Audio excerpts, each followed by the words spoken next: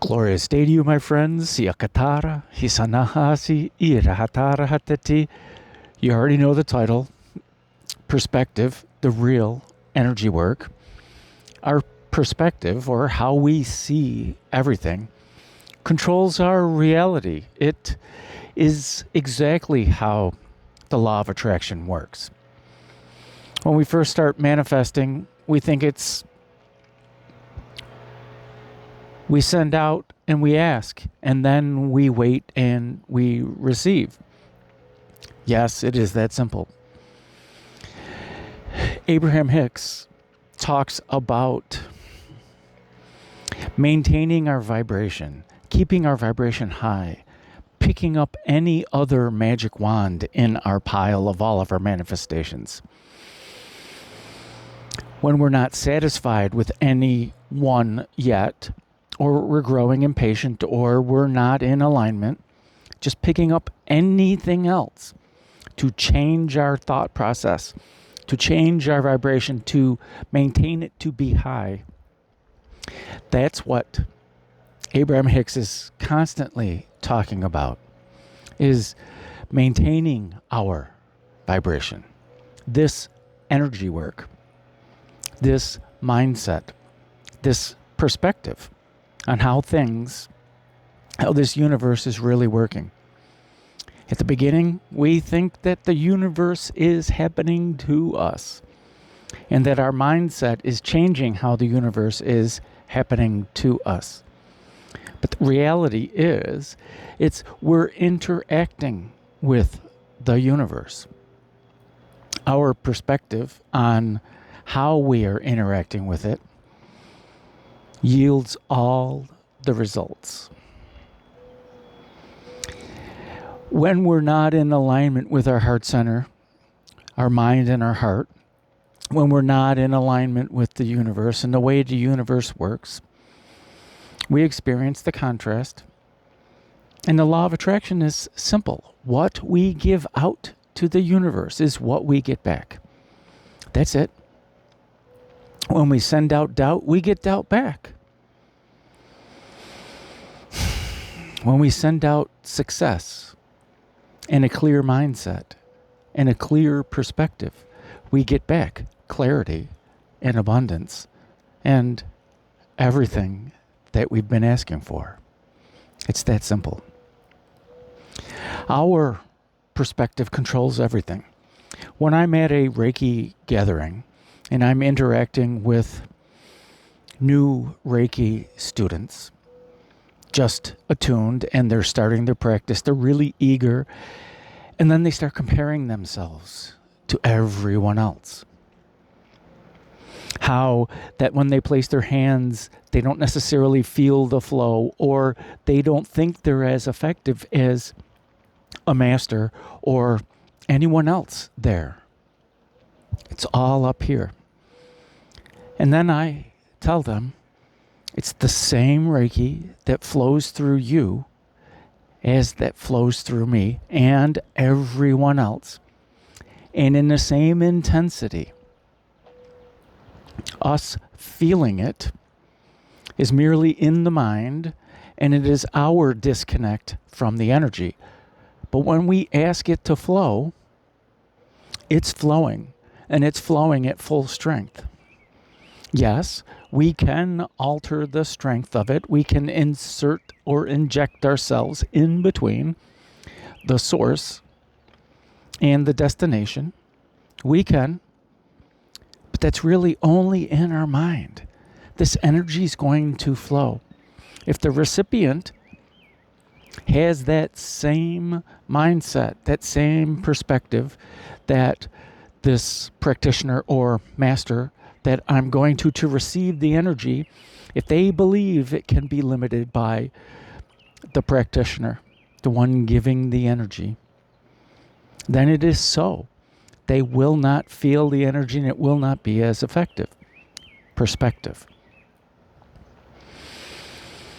But when I tell young, eager, or starting to become disgruntled or non-believing in the energy, letting them know that it's the same energy, And it's of the same strength that flows through everyone, that takes their mind out of their own blockage. It realigns their perspective. And hopefully they get eager to practice again, to give the energy. When we have expectations on the energy flow and where it's going, that's when we're limiting it. When we allow it to do its job in its most benevolent form. Our perspective is, I'm a channel. This is how I teach it. This is how I was taught, that it is not my will that's allowing this energy to come forth. I ask it to flow and it flows and I get out of the way. And the garden hose becomes as big as it needs to for the recipient. We can apply the same idea to our manifestations, to how we see life, how we can be more fulfilled, how we can be more satisfied in life. Because it's all about satisfaction. It's about our ease, our joy, and our satisfaction. Our satisfaction is the knob on the faucet. When we're not satisfied, we then have expectations of what more is and what less is. Karma is just a word. It means action.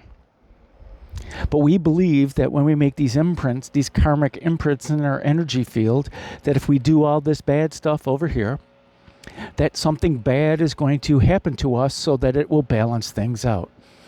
That is not the way the universe works. The universe works. What we send out to the universe is what we get back.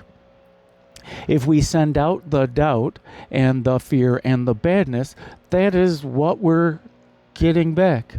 Sooner or later, it must be so, because it is law of the universe. In our idea of separation, we believe we are separate from the universe. We believe that we are separate from God, from Source, the source of benevolence, the source of ease and joy and satisfaction. And this separation is what causes the discontent in our heart, which is really just the discontent in our mind that we think is discontent in our heart space. Because in our heart space, as our true authentic self, as the source within, as the ultimate consciousness that we were programmed to see as outside of us, our heart knows who it is, who we really are. Our heart knows that it is the ultimate consciousness, that we are the masters of this universe, and that every thought, every word, and every deed is vibrational. And that our inner being always knows that it is always 100% successful. Because it sees as I'm sending out this lower vibration to the universe and I'm getting it back. Why? Because our inner being is the mirror for this universe. So it knows what it's doing. And when we experience this contrast, what we get back from the universe, this reflection from the universe, is exactly what we asked for. Now our human mind, this idea of separation up here, is what separates everything out into bad and good, or I prefer this and I don't prefer that, or I want more of this and I want less of that. The universe doesn't understand more and less. The universe doesn't understand I want, I don't want. The universe just understands this and this. That's it. When you think about this, you get this. When you think about this, you get this. It's the mind that classifies this as good and this as bad, or this as preferable and this as non-preferable. Avoid. No. It's up here. It's perspective. So, what's the real energy work? As Abraham-Hicks says, the energy work is alignment. Our energy work is to be in joy, is get back to alignment. And we get there in so many different ways. We get there through gratitude, by pausing, maybe saying some affirmations, or maybe we just think about all the positive things that we have, that we're stopping the cycle of going down and leaning this way towards what we don't prefer, and start being more aligned. If we start leaning this way, that leads us to seeking this or seeking that. And when we're seeking this, we set the expectations and we set the attachments to this over here. And these attachments are what's going to cause our discontent, because we're going to get this, we're going to get all flavors of this because we're leaning. We're not aligned. We're not in joy. In joy means alignment. In ease means alignment. In satisfaction means alignment. Being grounded means alignment. Being grounded means that we've lowered our expectations. It's not that we're setting the bar low. We're setting our expectations, our demands, our attachments to the outcome low, which is alignment, which is being in the heart center. Being in the heart center is being clear. Being clear about what we're sending out, and being clear about how we can receive everything that the universe delivers as satisfyingly successful. Yes, being human, it's very difficult to see every situation as this totally successful endeavor. Once we start seeing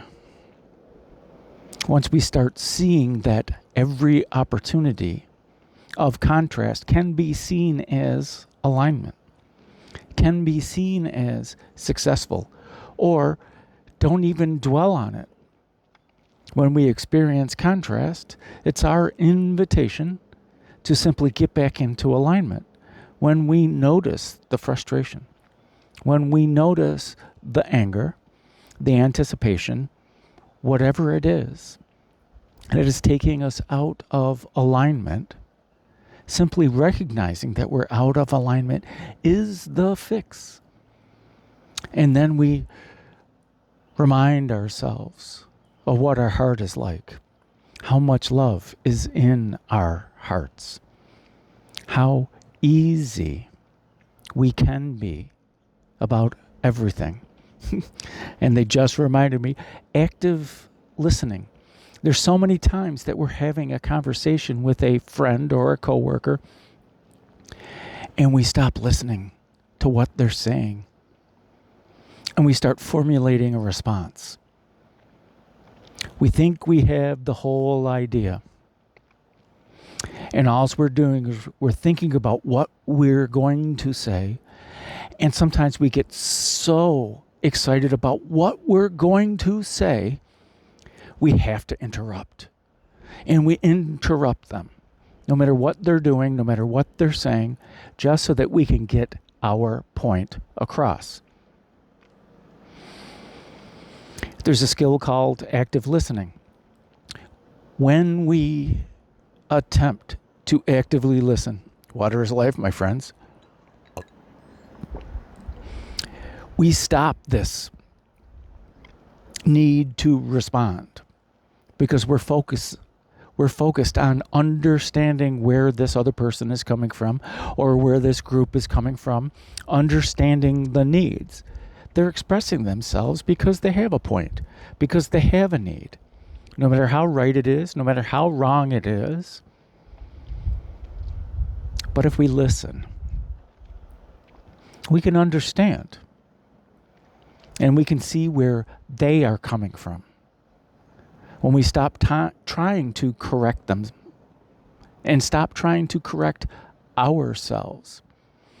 Our need to interrupt and express ourselves is based on our own lack.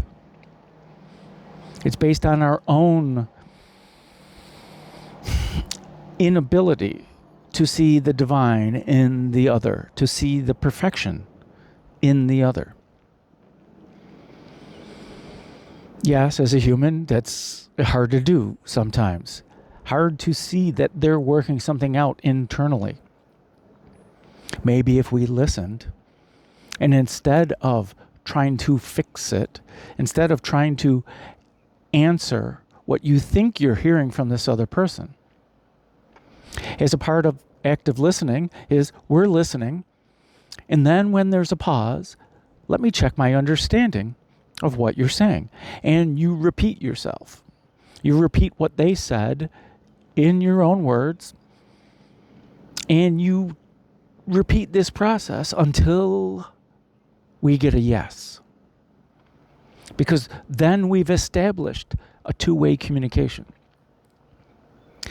I have heard them, and they know that they have been heard.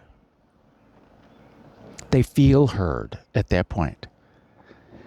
And now that I have confirmation, that we have confirmation that we understand what the other person is saying, maybe, just maybe, they actually want advice. If they don't want advice, yet if we feel the need to give advice, that's all on us. And maybe that's the perfect pausing point. When we restrain ourselves in that instance, because they don't want to hear it, but we have a need to say it. Hence, that is only going to generate conflict. It's as simple as that. But if we ask, did you want my opinion? Or are we ready to brainstorm yet? Do we need to brainstorm? Was my job to only listen and commiserate and be the nodding dummy? That must really suck. Oh, I hate to be in that situation. Whatever it is, once we've established that we're listening, we stop trying to fix. When we stop trying to fix them, and when we stop trying to fix ourselves, the need to fix is merely perspective.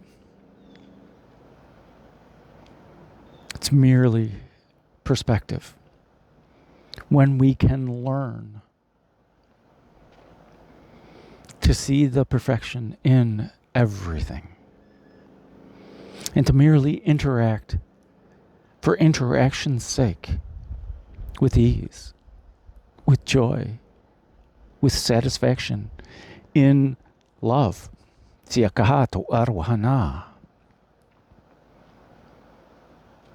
Then the others feel the love. They can't help but feel the love. And if they don't feel the love, it is their own perspective that is stopping them. But their inner being, once we can see that their inner being sees their truth and sees the perfection and sees the love,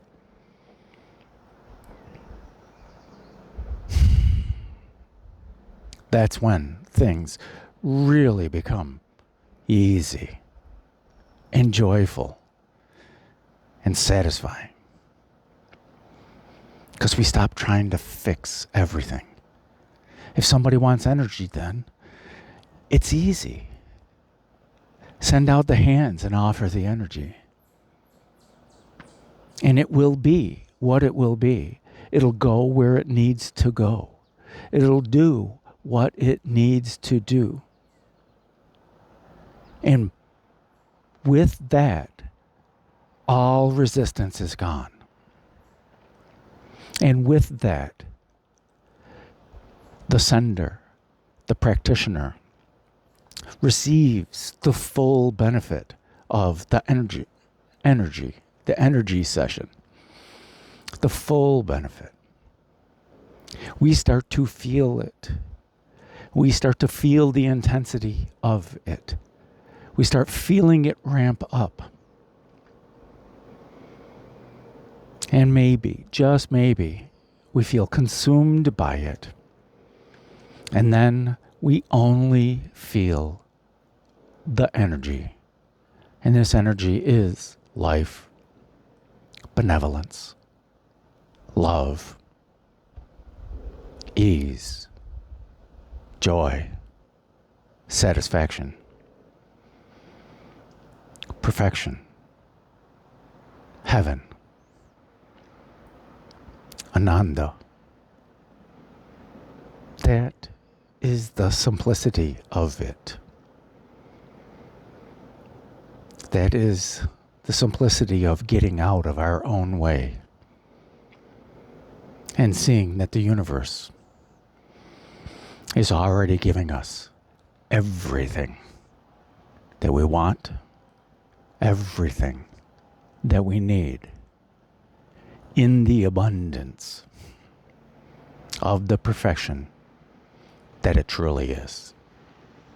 Sihakatara isohonawaha shayehi ketahanaha atuhura hatara kashanahaya karihitara harkohoro hotawaha shaya kahanahayara hashonoro aya hakatira shaykahana arahataha soko ur huta anahera kasahanara haratahera sohura sahanahera kaha.